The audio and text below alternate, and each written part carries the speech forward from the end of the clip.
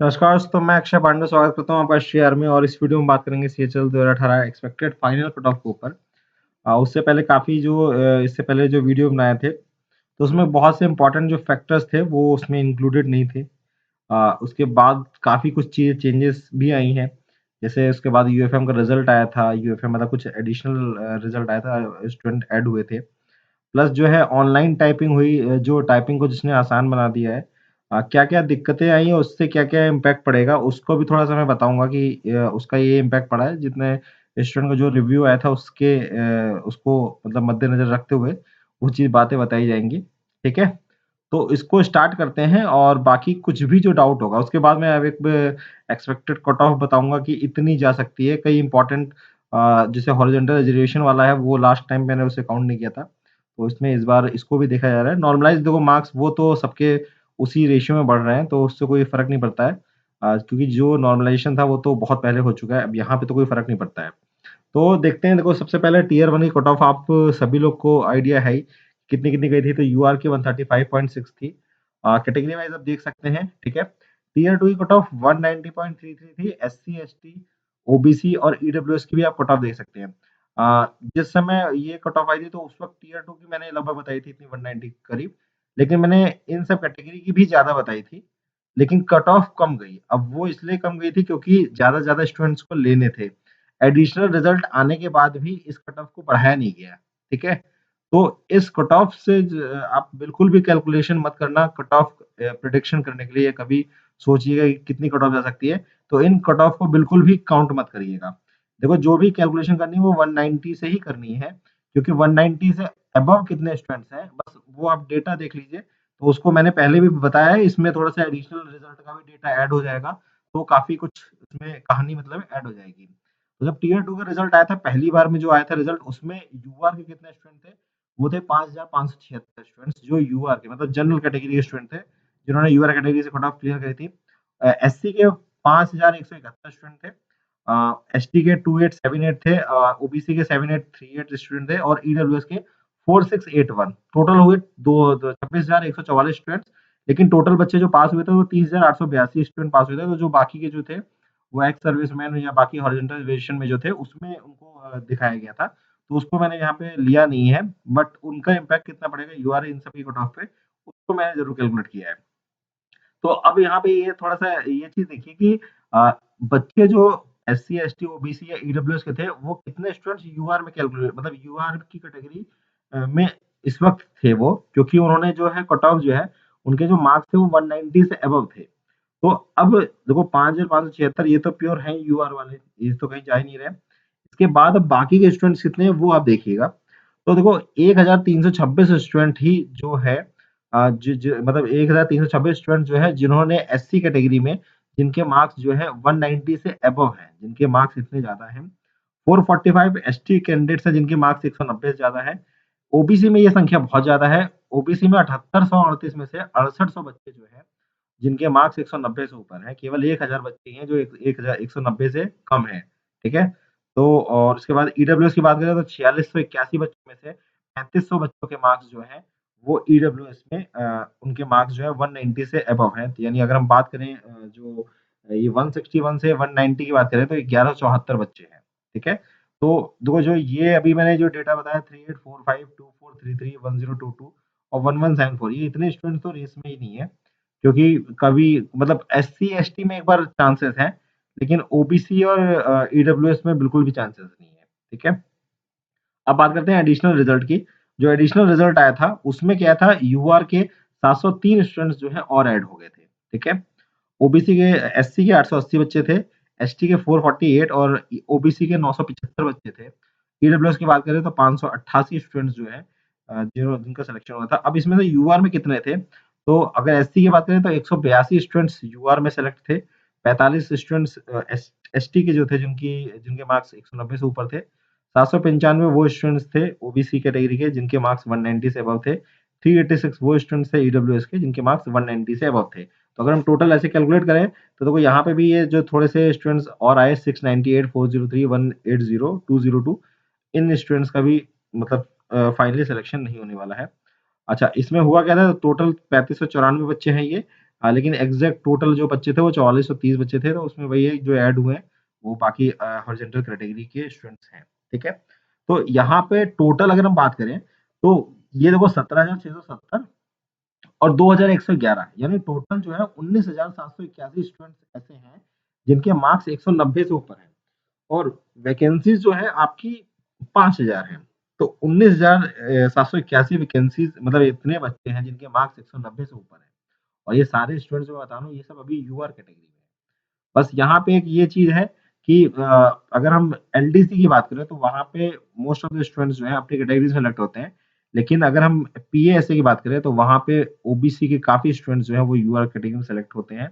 तो सेम इस बार कहानी ईडब्ल्यूएस की भी रहेगा, तो ईडब्ल्यूएस के बहुत से स्टूडेंट्स वहाँ पे यूआर के लिए सेलेक्ट होंगे, तो वहाँ थोड़ा बहुत 19-20 आप कर सकते हो, लेकिन बाकी कैटेगरी में ज्यादा इतना फर्क नहीं पड़ेगा, अधिकतर लोग कैटेगरी से सिलेक्शन ले लेते हैं। तो अब यहाँ पे समझिएगा, देखो ये बाकी ये वो वाले स्टूडेंट्स हैं जो आपके ये बच्चे हैं जिनका सिलेक्शन अभी नहीं होने वाला है, ठीक है। टोटल स्टूडेंट्स 29,738 हो गए, लेकिन बाकी अगर आप जब देखोगे तो ये स्टूडेंट्स थोड़े से और होंगे जब हम हॉरिजॉन्टल वालों को मिला देंगे।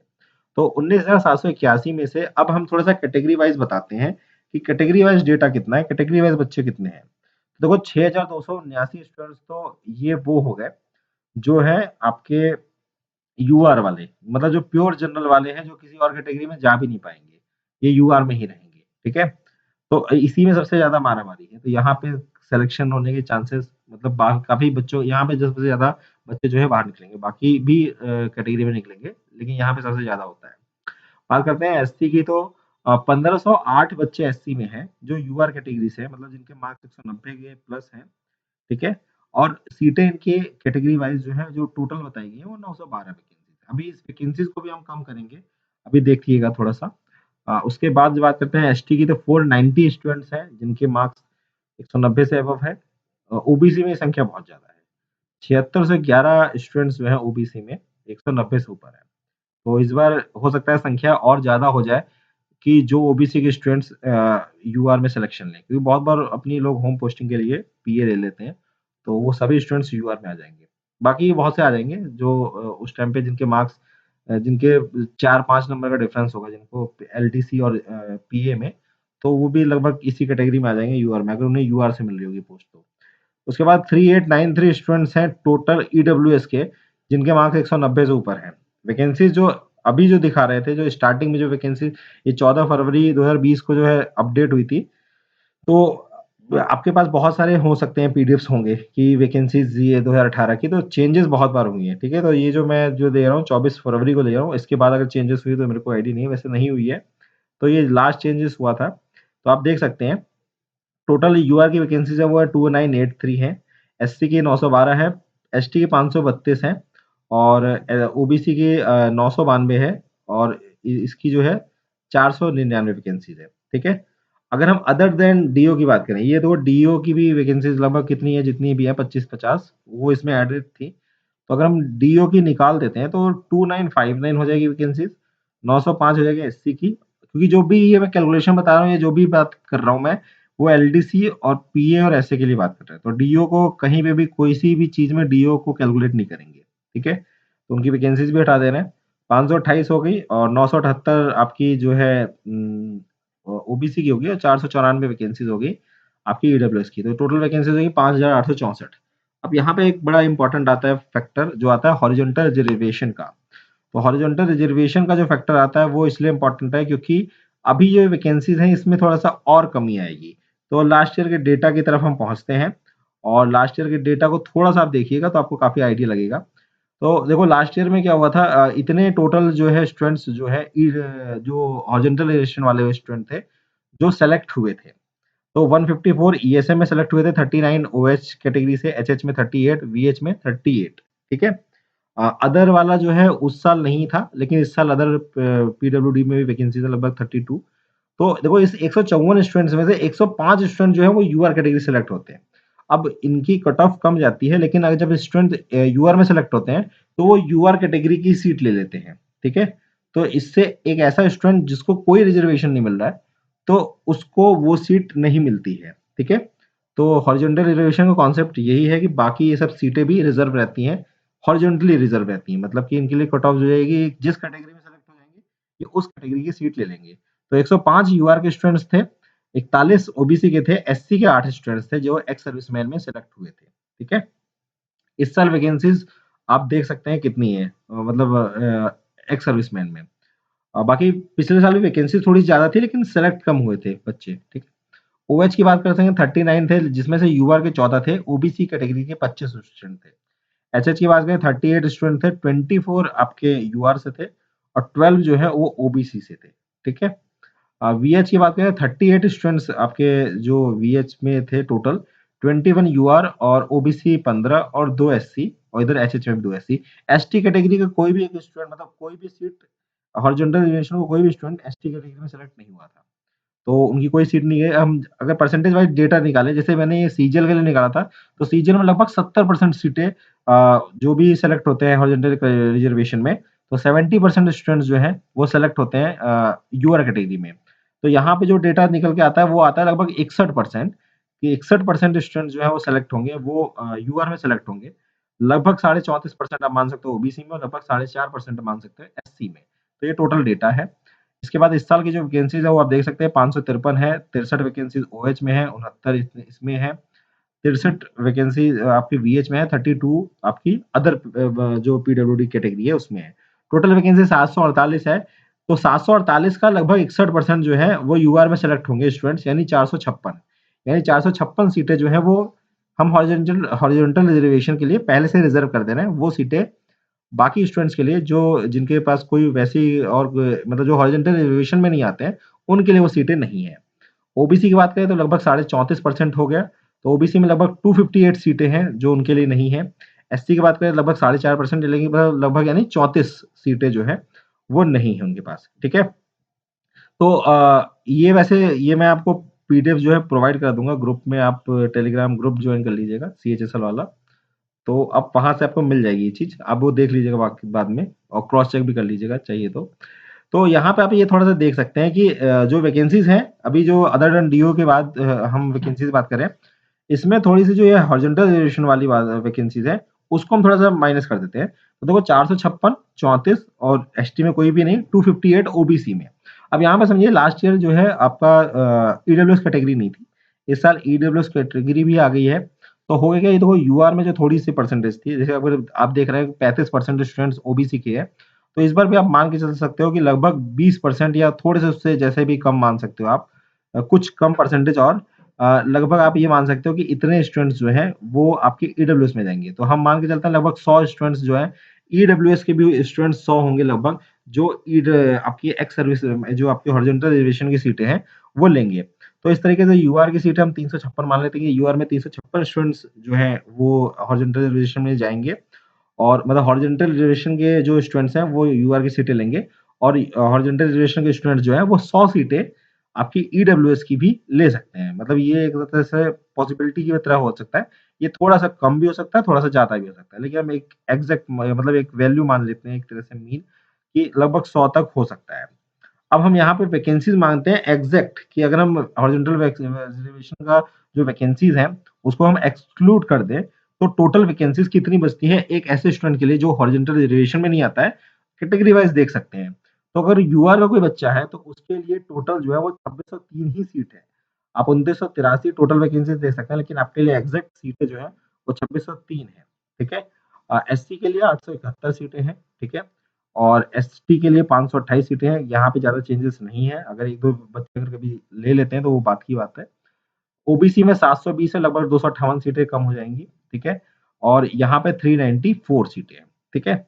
अब यहाँ पे मैं वैसे एक थोड़ा-सा और चीज़ बताना चाहूँगा कि इन 2603 सीट में भी लगभग 500 से 600 सीटें ओबीसी के स्टूडेंट्स यूआर कैटेगरी से सीट लेके जाएँगे और लगभग उसी रेशियो में थोड़ा-सा आप ओबीसी के रेशियो में तो नहीं कहूँगा, लगभग आप मान सकते हो 200 सीटें तक ईडब्ल्यूएस के भी स्टूडेंट्स जो हैं, वो लेके जाएँगे, कुछ नंबर में एससी, एसटी भी लेके जाते हैं।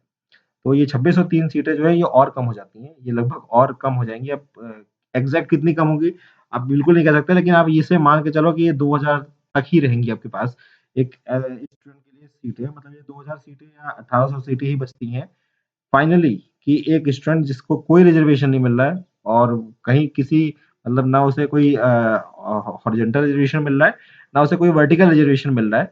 तो उसके लिए एग्जैक्ट 1800 से 2000 सीटें हैं टोटल, कितनी 5900 या 5864 वैकेंसीज में से, ठीक है। ये सारी चीजें कम करने के बाद अब इंपॉर्टेंट फैक्टर्स क्या क्या है, उस पर थोड़ा सा डिस्कस कर लेते हैं। तो देखो इंपॉर्टेंट फैक्टर, जो सबसे इंपॉर्टेंट फैक्टर ये है जो जिसको हम काउंट कर सकते हैं, एडिशनल रिजल्ट। अब ये एडिशनल रिजल्ट में आप देख सकते हैं कि 2111 स्टूडेंट्स वो हैं जिनके 190 से ऊपर मार्क्स थे, पहले ये एडेड नहीं थे।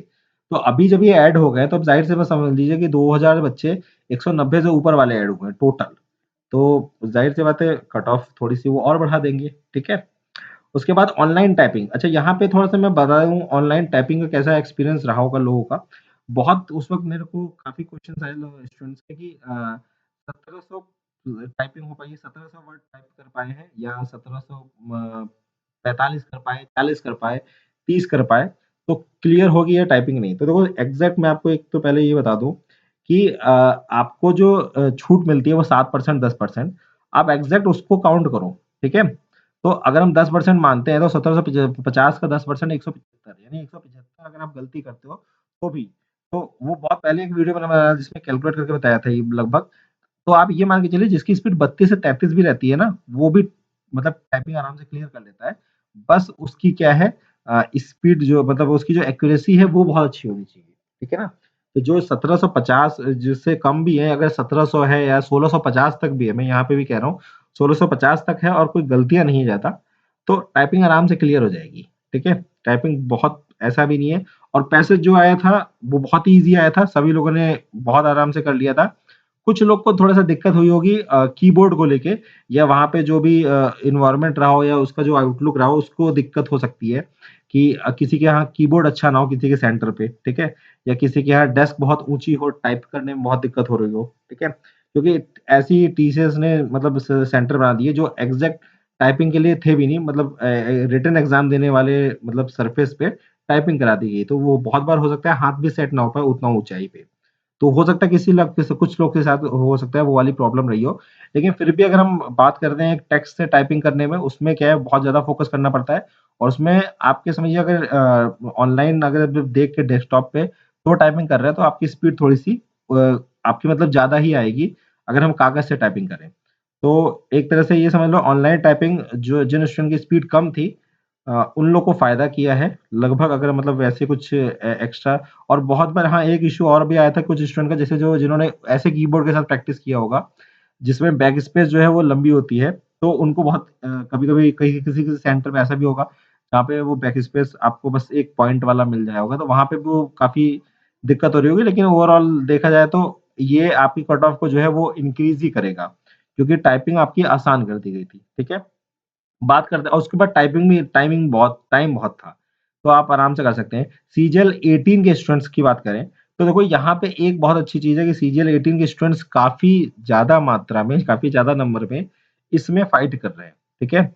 और उनको अभी अगर एग्ज़ैक्ट अभी एक उनका रिज़ल्ट आ जाता तो चांसेस है हो सकता था कि वो ना जाएँ। लेकिन बिल्कुल वही है कि अब कोई छोड़ता नहीं है, तो अगर ऐसी कोई अपील होती है कि वो अगर छोड़ देते हैं, या तो एक इसमें बहुत अच्छा है, 4th पॉइंट भी हम इसको इंक्लूड कर लेते हैं इसमें, तब मैं इसको पूरा इस दोनों पॉइंट को इंक्लूड करके कंक्लूड करके एक बताता हूँ लाइन कि होगा क्या है, वो डीबी इस बार जो है बाद में कर रखी है। इस बार डीबी साथ में नहीं किया है, अगर चाहते तो कर लेते, जैसे लास्ट ईयर किया था। तो इस बार नहीं किया है साथ में, उसका फ़ायदा मिलेगा आप लोग को, क्योंकि डीबी अगर साथ में करा लेते तो सभी ब स्टूडेंट का डीबी हो जाता, फिर सीधे फाइनल रिजल्ट ही आ जाता। तो उसमें बहुत से लोग अभी क्या है, ये डीबी हो सकता है सीजीएल के रिजल्ट के बाद कराएँ, डीबी अभी कराएँगे ही नहीं, ठीक है? चाहे आप कुछ भी कर लें, और अच्छा है अगर डीबी नहीं होता है, मतलब बहुत बच्चे जो हैं, क्योंकि बहुत सारी सीटें उनकी भी बच जाएँगी, मतलब सीटें बची रह जाएँगी अगर डीबी अभी करा लेते हैं तो।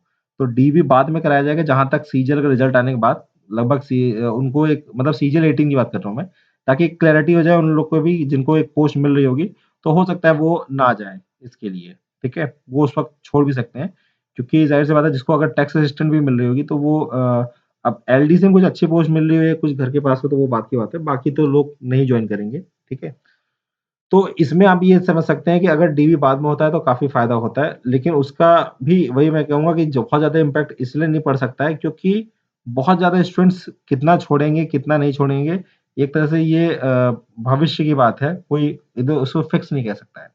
फिर हम मान के चलते हैं बहुत बच्चे छोड़ेंगे, लेकिन तब भी आप जो एग्जैक्ट अभी जो डेटा देख सकते हैं कि 2603 स्टूडेंट्स हैं और टोटल अगर हम केवल यूआर की बात करें वो 6279 है, लेकिन अभी ओबीसी और ईडब्ल्यूएस के भी लगभग इसमें आ जाएंगे स्टूडेंट, तो ये लगभग जो स्टूडेंट्स हैं यूआर में जो एग्जैक्ट यूआर के सीट के लिए ही फाइट करेंगे, तो वो लगभग आपके 8000 तो आराम से मान के चलिए, ठीक है ना, मतलब 7,500 से 8,000 स्टूडेंट जो है वो है।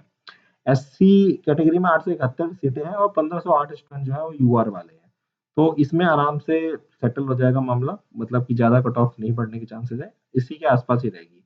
बहुत लोग टाइपिंग क्लियर नहीं करेंगे, बहुत लोग हो सकता है सीजीएल में चले जाए। एसटी की बात करें 528 सीटें हैं और 490 ही हैं जो 190 के ऊपर वाले हैं, तो इसमें बहुत ही स्कोप है, कट ऑफ काफ़ी नीचे जाएगी अभी एसटी में, क्योंकि बहुत से बच्चे सीजीएल वाले भी होंगे, बहुत से बच्चों की टाइपिंग भी क्लियर नहीं होगी, बहुत से बच्चों के साथ कई कंडीशंस हो सकती है। 720 स्टूडेंट्स हैं ओबीसी में और टोटल बच्चे जो हैं जो 190 प्लस वाले हैं वो 7611 है। तो यहाँ से आपको समझ सकते हैं लगभग आपका कितना, ये 11 गुना मान के चलो, 10 से 11 गुना। उसके बाद ईडब्ल्यूएस में 394 सीटें हैं और टोटल स्टूडेंट जो हैं 3893, लगभग 10 गुना मान के चलो, ठीक है। तो अब ये इतने स्टूडेंट्स हैं, फाइट इतनी है, तो जो मुझे लगता है कि कितनी जो है कट ऑफ जो जा सकती है, तो उसका अगर मैं बात करें कि कितनी कट ऑफ जाने के चांसेस हैं, तो मैंने एक थोड़ा-सा प्रेडिक्शन किया, लगभग मुझे लगता है इस रेंज में जो है कट ऑफ जाने के चांसेस हैं, जितने भी ये फैक्टर्स हैं उन सबको अगर मैं काउंट करूँ तो, ठीक है? तो मेरे हिसाब से जो एक्सपेक्टेड कट ऑफ जाने के जैसे चांसेस हैं, वो यूआर कैटेगरी की बात करें तो वो 206 से 210 तक जाने के चांसेस हैं। अभी जो है कट ऑफ क्योंकि ऑनलाइन टाइपिंग हो गई, टाइम बहुत मिला है स्टूडेंट्स को और काफ़ी स्टूडेंट्स और भी बढ़े हैं, ठीक है? तो लगभग 206 से 210 तक आप मान सकते हो कि यूआर की कट ऑफ जो है वो जा सकती है, ठीक है? पीएएसए के लिए मतलब सबसे छोटी पोस्ट के लिए। उसके बाद मतलब जो सबसे कम कट ऑफ जाएगी। बाकी अब बात करते हैं हम एससी की कैटेगरी की, तो वो 185 से 190 तक जा सकती है कट ऑफ। एसटी की बात करें 170 से 175 तक कट ऑफ जाने के चांसेस हैं। ओबीसी की बात करें 202 से 206 तक कट ऑफ जाने के चांसेस हैं, ओबीसी कैटेगरी के लिए, तो अगर किसी के इतने मार्क्स हैं तो वो सेफ है। ईडब्ल्यूएस की बात करें तो 200 से 204 तक कट ऑफ जाने के चांसेस हैं। तो ये था मेरी तरफ से एनालिसिस, और अगर ये चीज़ आपको पूरी क्लियर हुई होगी या कुछ भी अगर डाउट है या कुछ भी अगर समझ में नहीं आया हो, तो बिल्कुल आप बताइए, ठीक है? और इस वीडियो में बस इतना ही था, और कुछ भी जो डाउट होता है तो आप वो कमेंट करिएगा, तो मैं पूरी कोशिश करूँगा कि आपके कमेंट का मतलब मैं आपको आंसर दे पाऊँ, ठीक है? लेकिन आप बिल्कुल मैं ये कमेंट मत पूछिएगा कि इतने मार्क्स से मेरे को ये स्टेट मिल जाएगा, क्योंकि ये कोई भी नहीं बता सकता। अगर मैं कह दूँ कि हाँ, मिल जाएगा, तो मैं भी झूठ बोल रहा हूँ। क्योंकि मेरे को भी एग्ज़ैक्ट नहीं पता होगा कि इतने पे ये मिल जाएगा कि नहीं। मतलब ये स्टेट कौन-सा कोई कोई भी नहीं बता सकता है। तो बिल्कुल आप ये बस समझ लीजिए आप बस सेफ हैं या नहीं हैं। आप इसको इतना आइडिया लगा सकते हैं। ठीक है ना? तो बहुत-बहुत धन्यवाद इस वीडियो देखने के लिए।